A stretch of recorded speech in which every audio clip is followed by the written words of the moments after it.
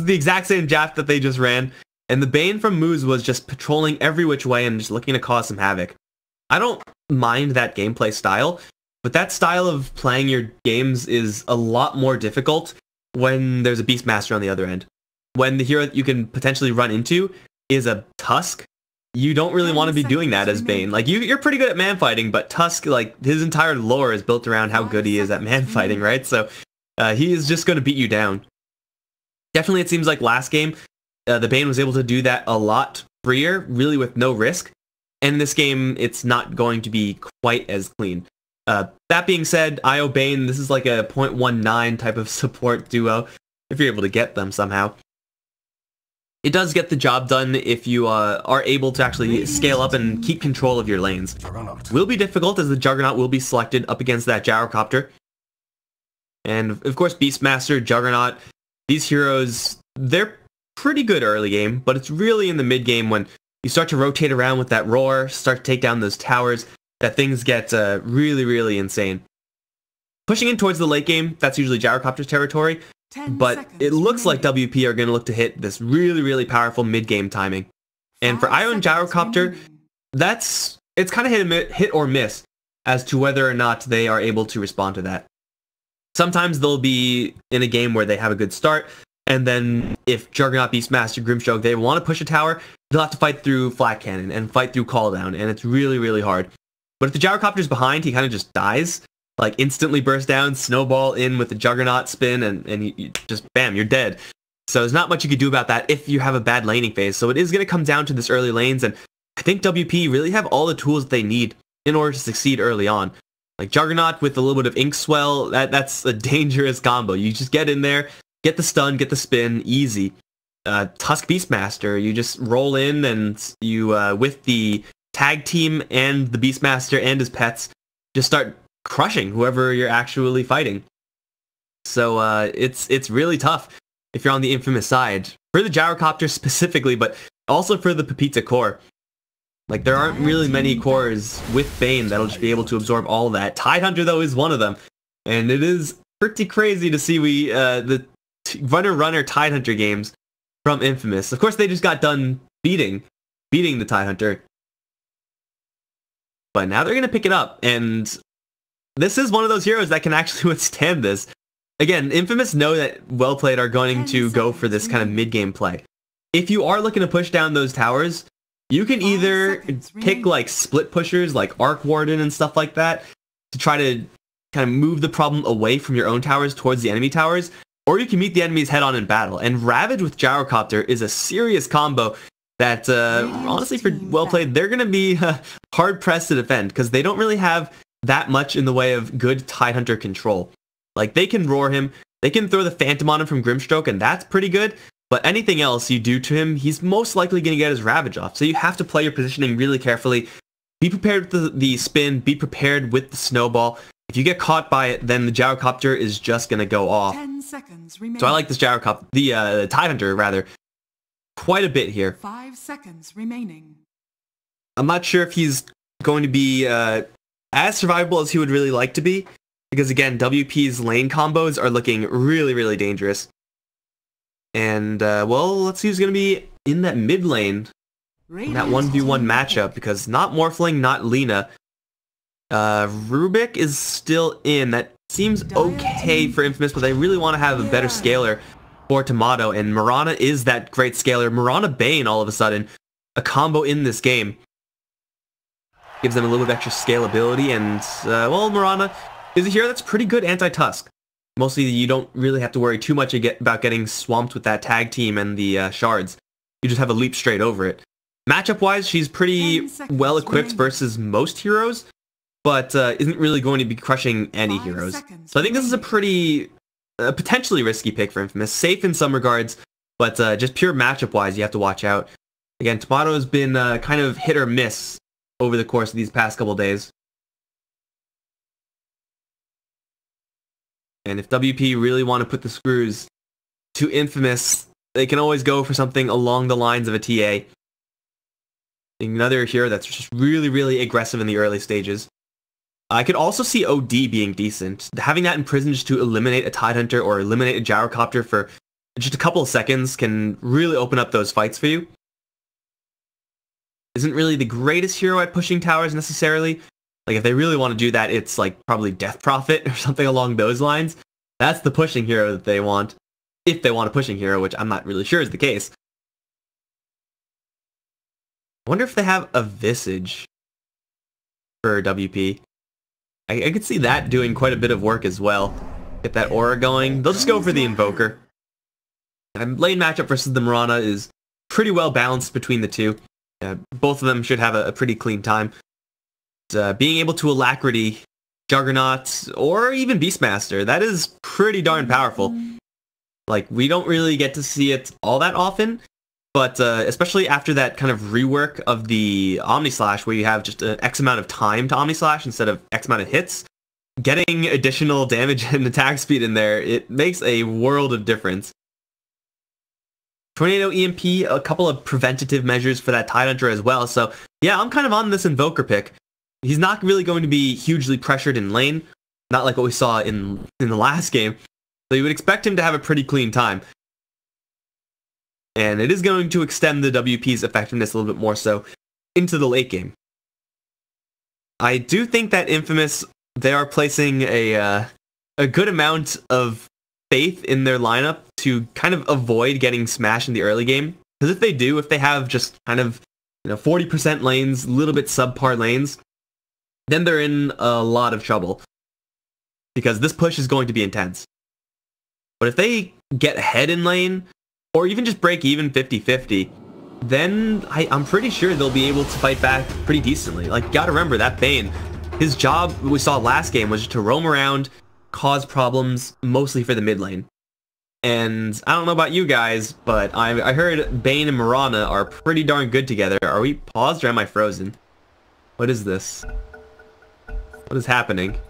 So yeah, if he wanders into the mid lane, Invoker is maybe going to get slam jammed by that Nightmare into Arrow combo. And that's not a pleasant experience. I want to see how Pepita loads out here. Demon made a pretty big deal last game about the Tidehunter and his decision to load out with a Stout Shield.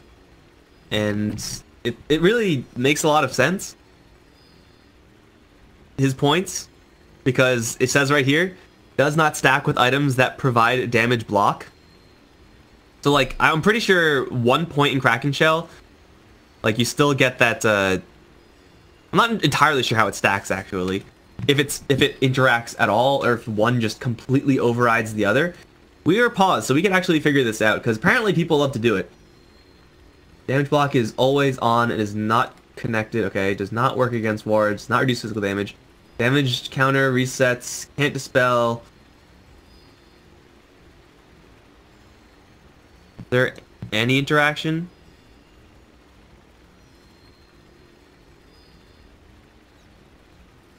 I'm not sure if like what takes priority. It says it doesn't stack, which means like it should just be one thing works. I assume like maybe just a level 1 thing works. So this blocks 20 damage or 9 damage. And this is 12, so it's like, who takes priority there? Either way, pretty sure Demon ain't gonna be pretty happy to see this. I mean, you could go for stats into bracers. In this game, getting magic resistance is good, but it's not quite as good as what we saw in the last game. I think the argument is still there, but it's not quite as strong. It's like, you're getting this item that is always going to be okay, but you're not going to be like happy to keep this item around. Like, you want to ideally get rid of that. If your game plan is at all decent, you want to get rid of that item at some point. Like, you're investing 200 gold into a very short-term item there. Not regeneration or anything like that, so yeah, I'm not sure. We'll see if this Tidehunter is really going to take that much early right-click to make this worth it. You go like 201 or 102, and the fact that it doesn't stack isn't going to be relevant because you won't have it. Maybe that's the thought process there, but regardless, what's done is done.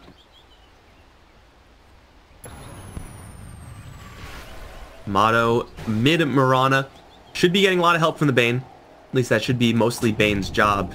The combo of EE and snaking over in this bottom lane is going to be one where they will be in a little bit of trouble sometimes. Gotta respect that spin. The spin, of course, means that you can't really count on Rocket Barrage working. You can't count on Homing Missile working, really ever. And of course, the Snowball is the same exact thing. Like, sometimes your spells just won't work up against these heroes.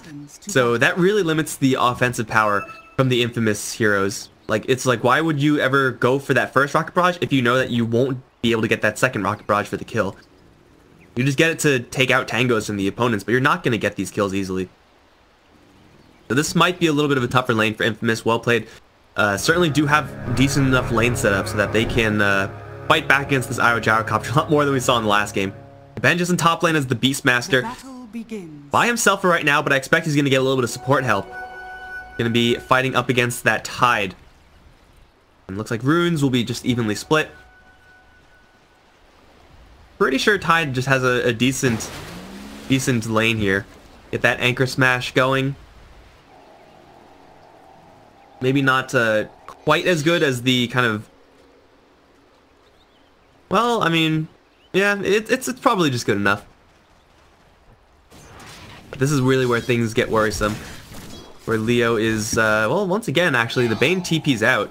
Thought he's going to stick around, maybe sets up some pressure early on versus that mid invoker, but suddenly we have a full try lane. Tag team immediately gets dropped. We'll do some pretty decent damage. A huge AoE on Inkswell stuns everyone, though. And suddenly we have a party. Io, Gyrocopter, these heroes don't really want to be in this tri lane. Juggernaut is kind of okay with it. Like, yeah, getting these levels are important for the Juggernaut, but he can be perfectly functional with a level 1 spin.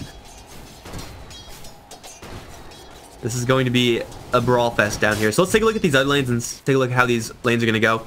It's pretty much just going to be this, both these two heroes slamming at each other and not really doing all that much. Over in mid lane, really depends on where these arrows land. For right now, Tomato probably just used that first arrow to kill off a range creep or something like that. But I would expect this Mirana V Invoker matchup to be fairly even. As it progresses, the Invoker will get slowly more and more ahead. Gets more exhort. But wow, like a full 3v3 lane. Black Cannon was already shown off by the Gyrocopter. Again, you know that your barrage up against 3 heroes in particular is not going to do all that much, especially these 3 heroes. So yeah, getting it is not all that strong. Homing Missile is going to be even weaker, so you probably just get the Rocket Barrage, but prioritize Flat Cannon because you know it's going to be hitting more heroes. Why the hell not? Look at Benjez go. So yeah, there's the Kraken Shell. I no longer know what the interaction is there. I just know that something is wasted. Definitely one thing is not getting ideal value on that top lane. But everyone's last hitting happily up on top, as expected, honestly. They're not going to be able to kill each other either, pretty much like ever. This is good times for these two heroes. This is slightly worse times for these heroes on bottom. I mean, they're getting cut experience because they're going to be forced into a tri-lane situation. Cut gold as well. For Costa Bile, the way you recover out of this is just by getting kills. Spin, Omni Slash, farm some heroes. Gyrocopter doesn't really have that same luxury. Moo's in a really rough spot. Inkswell should stun, yeah, just the Io. Moo's getting a lot of sustain here, has a couple of stick charges left. Sunstrike will connect, lots of damage there. He does stick up, and now Gyrocopter comes in from the side. It's on the Grimstroke, full Rocket Barrage. Should get the kill. EE draws first blood. Now onto the Tusk. He's been left alone. He has stick charges of his own, but he's not even going to use them. Snaking sneaks in a last hit, and he gets the second blood. Suddenly on bottom lane, they dove way too far. If anything, I would say that's probably disrespect for the Io. But you gotta remember that Bane, just base stat-wise, like 25 across the board is really high. Like, look at this. Like, Beastmaster has 30 and less, 23 strength. What does Grimstroke have? Yeah, his stats are pathetic compared to that Bane.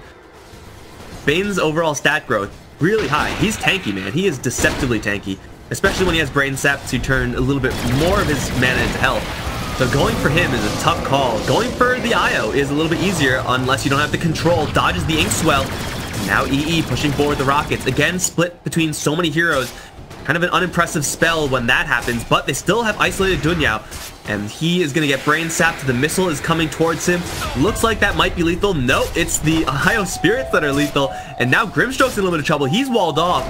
Body blocks, not quite good enough, but EE, he's gonna go ahead and dive. No, it's sneaking. Once again, the right clicks from the IO, 49 damage, claiming these kills 4-0 for the infamous bottom lane. And I don't mind WP's decision to go for that, honestly. I thought that was fine. You go for an IO, force regeneration to be used. If not, you get the kill. But sticking around for that long, this Juggernaut really doesn't have as easy of a time getting in there. Like, if he's going in, he's going in. Gyrocopter can decide to Rocket Barrage, turn it on, and then be like, well, this isn't good. I'm just going to back off instead. And it's not really a huge deal because the cooldown is so low, and mana-wise is not that expensive compared to Blade Fury. The Costa Belay doesn't really have that luxury of being able to decide when to initiate. Shards will go off, but it doesn't really do all that much. And now the spin is down. You can see he doesn't have anything to do. Like, he's done. He's just got to run. And running is a little bit difficult in this case because there's power treads on Envy and no such item on Costa Belay. They will find Moose, who is able to grab 2 bounty runes, and now they're able to focus down onto Grimstroke.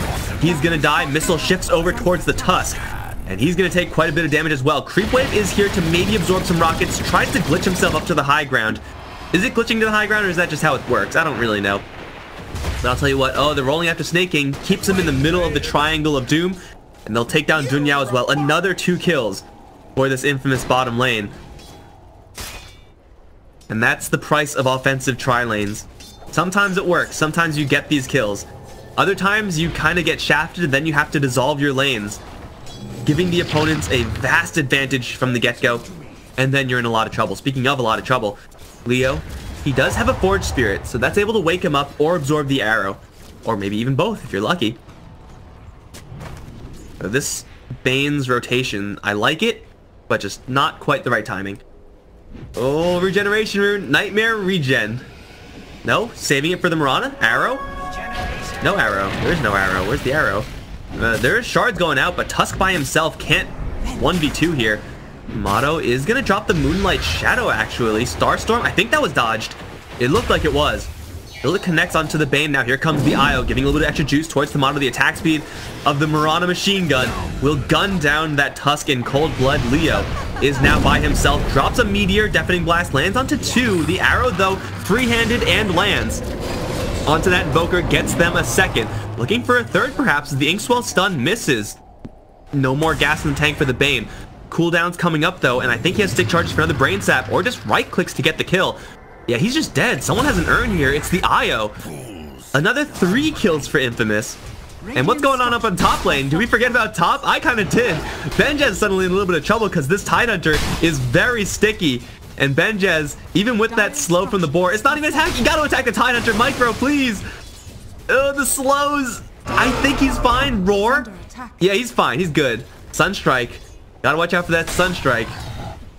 Pepita. The pings. Run, Pepita. Sunstrike. No, it's off the mark. He chops through. The shards do connect, but it doesn't do quite enough damage. And this Tidehunter is free and clear. But in the meantime, Grimstroke is not free and clear. He's gonna get gunned down. 10-0 for Infamous. Do you know what I said earlier, guys, about if Infamous have, 30-40% lanes, then they're in a lot of trouble. But if they have 50% lanes, as in they all break even, then they're in a really, really good spot. These are like 80% lanes. These are like 80% won lanes across the board. This is almost as good as you can possibly get. They cannot possibly ask for a better start. Like, even the Mirana, who slightly less net worth than the Invoker, like, she's getting her hands bloody elsewhere, man. She's getting her dues. And now Costa Belay, that was the last IO Spirit it looked like. He's going to try to spin and just book it. But Moose is here with the Nightmare if they really need it, or just Brain Sap and Rocket Barrage. Just wait him out, man. Dive a tier 2? Why the hell not? Go for it. Treat yourself, Envy. They found another one. It's Dunyao. He's going to get enfeebled and nightmared. And Moose is just going to poke at him. That was not the shards that he was looking for. He aggroes the dragons, but the dragons are like, yo, F you, Bane. Try to hit us? Come on, man. Allies. There's an arrow. There's a Moonlight Shadow, and there is no vision for this Invoker. Nightmare? Sleep. Arrow. Leap forward and start the beatdown. Beatdown was not very long, actually. 13-0. Goes to B lane. In the meantime, bottom lane spins, does return a little bit of damage versus Envy, but this is a drum power treads gyrocopter. They're gonna try to focus him down with the tag team. Lots of damage onto Envy. The heals from Snaking. It's a lot, but it's not enough. They get you baited by the Beastmaster TP in. Snaking will jump away. But of course, the Beastmaster, because he decided to rotate out, means that there's no one defending top lane. Means that Pepita is just going off over there. He actually did use Ravage. I apologize for missing that one, but I don't think it got him anything. He's just gonna wander into the middle of everyone and then get his face smashed in by the Omni Slash Pepita. What was that? Now Snaking's in a lot of trouble, tries to TP out. He's gonna die as well. They do rotate in towards mid lane and get themselves probably two, as Invoker and now Cat will be chased down by the Cat Lady. Tomato is cleaning house over in mid. I have no idea. Whoa, what is it? What? I got it. We'll go in one at a time and surprise them with our decision making. Like, bro, have you seen these heroes? Like, Beastmaster by himself can 1v1 most heroes. Tag team is pretty good with 3 heroes. And a Juggernaut, you're giving him enough time to spin, like, every single time you go in moves. Oh, narrowly sidesteps Sunstrike. Arrow with the Nightmare. That was even an enfeebled arrow, so I don't even know how long that stun was gonna last. Some questionable plays in the bottom lane for Infamous. But you know what? That's okay. Because even though the plays were questionable, they've dumpstered the bottom lane so hard they can afford to make a couple of mistakes. And now Grimstroke is in a little bit of trouble. Tries to stroke of fate the wave, and he's just gonna get right-clicked down. Inkswell, not a chance, friend. Unstoppable Mirana.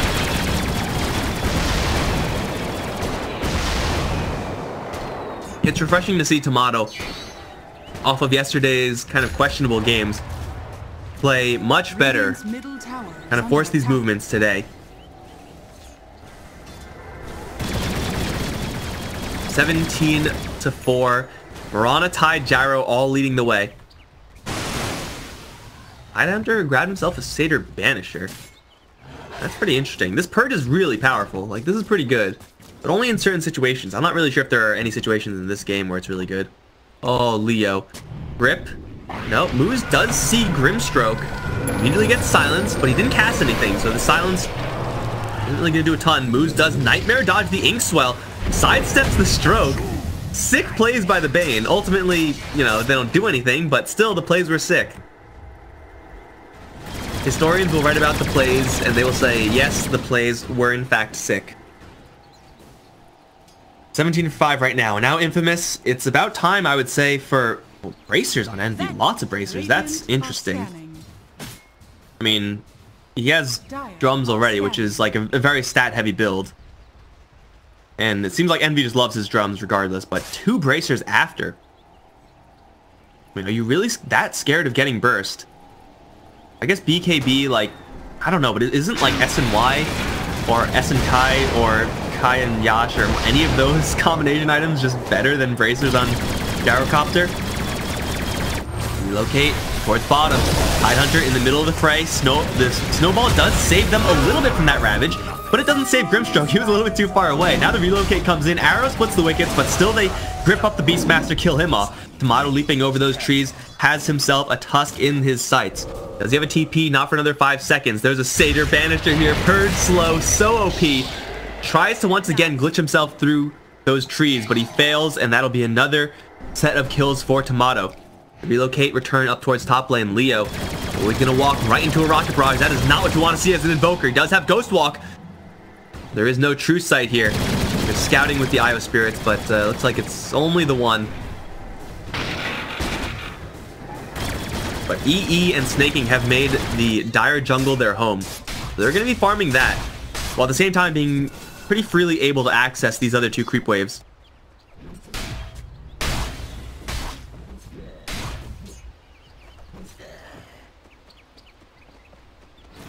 Like, Tidehunter after that Helm of the Dominator going to go for pretty standard Tidehunter fare, nothing too out of the ordinary.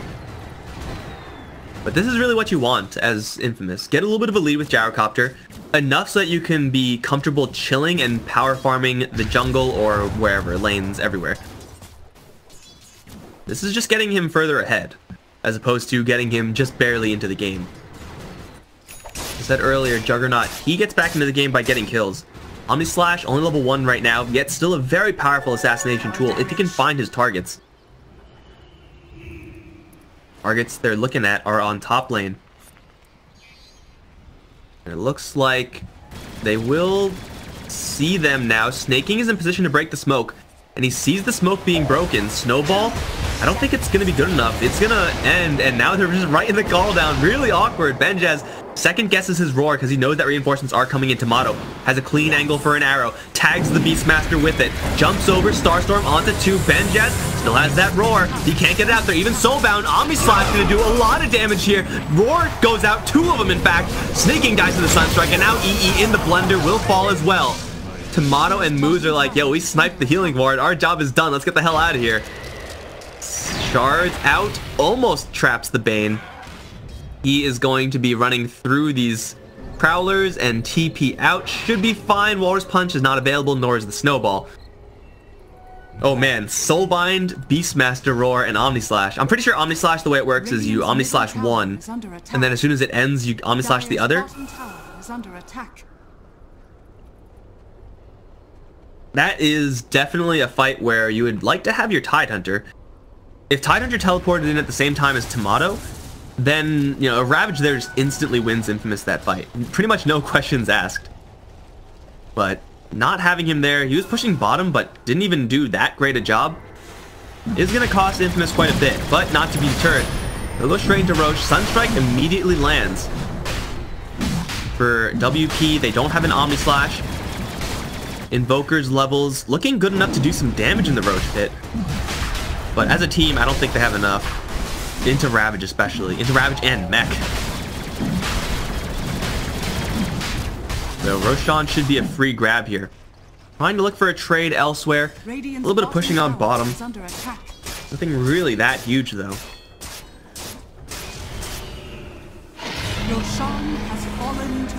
There goes Roche. Motto now with the double life. Kill spree 7, man. And now they're looking for this tower defense. Although the Hawk overhead, Pita should know about this. Just literally sees it. DP is coming in towards the shrine. Moves Snowball onto the Grimstroke. Mirana is here, and she's just gonna dash away. EE's in the middle of the spray, and now the Ravage comes out onto absolutely everyone. Immediately 2 heroes are down. Call down land onto the rest of them. Benya stuck in a corner, does deploy a roar, and does land on 2 heroes, but Tomato, no one's pressuring him at all. He's just machine gunning whoever he wants. Kosta's gonna spin TP out, and he'll survive. But the IO and the Gyrocopter get yanked out. Perfect timing on that relocate. Just enough so that the IO can drop low and then leave. Get EE back into the top lane to continue farming. And of course, this Mirana being under no pressure during that entire fight means that this Maelstrom is just going off every which way. Plus, she just hits for like 150 a pop. It's pretty good. What is happening here? Kosta be like, with the Omni Slash onto EE, Snowball is going to get them close enough to tag Team Envy. Maybe we'll be able to kill him off. The boulder goes towards the IO. Snaking, taking the dots will go down. Although here comes the reinforcements. It's Tomato, jumps in, Starstorm onto everyone, instantly kills the Tusk. Should probably kill off Cat as well with the missile on, and he's doomed to fall one way or another. And there is still one additional leap for Tomato, though I think Leo is a little bit too far away. They lose the IO, but they gain a lot in exchange. 1 for 2 actually isn't that much, but man, the tower definitely counts for a lot there too. And oh no, Invoker, here comes the arrow. From downtown, boom, stunned about forever. And now with the right clicks, he's gonna get gunned down by Envy. And Kosta, his spin is running out. Call down slow, a little bit off the mark. But he's still chasing after him, pushing his copter as fast as it can go. Mirana pushing her mount to the same. Suddenly Pepita with the steel chair out of nowhere. Okay, gets pushed back a little bit. Snowball comes in onto the Mirana. She has the double life though, so it's not really a big deal. And EE, he's just holding his ground versus Benya's Vanguard. What Vanguard? Everyone's at full HP. That mechanism. No, the Guardian Greaves from Tidehunter. Full heal onto everyone. Beyond godlike Tomato. Yeah, that was literally a AoE full heal. Omni Knight, where are you at, man? Where are you currently at? This is looking like a one-sided game, much like the last match we saw. They're gonna push forward for a little bit more. Blind arrow, why not? Tomato, go for it. Treat yourself. Now the tier 3s are in trouble. It's not 20 minutes in this game. this gyrocopter had just pure health items, but he's just surviving for so long that his rocket barrage is doing all the damage. Crazy builds, man, crazy builds.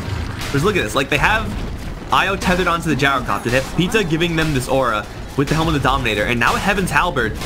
So this Juggernaut isn't going to be doing anything, especially when he gets gripped up like that. Just the right clicks, he's just going to get slaughtered. The snowballing from Dunyao is going to do about nothing. Double kill for Tomato, looking for more as he's just feasting. There goes the Invoker, there goes the Beastmaster, and they're chasing down for a full wipe. GG is called. Leo's just out of here, man. He's like, I'm getting the hell out of this game. Oh baby, 33-8, and this is the